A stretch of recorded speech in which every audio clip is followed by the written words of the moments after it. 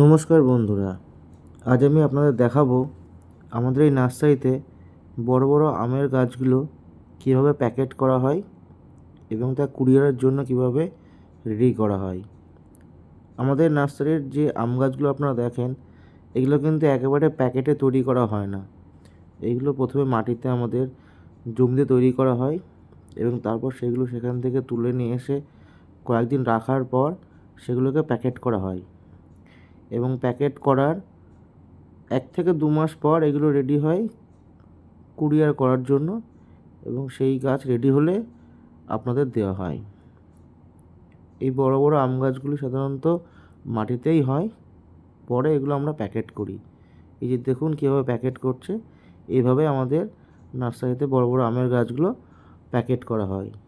দেখুন পুরো প্রসেসটা দেখে নিন কীভাবে এই বড় আম গাছগুলো প্যাকেট করা হয়।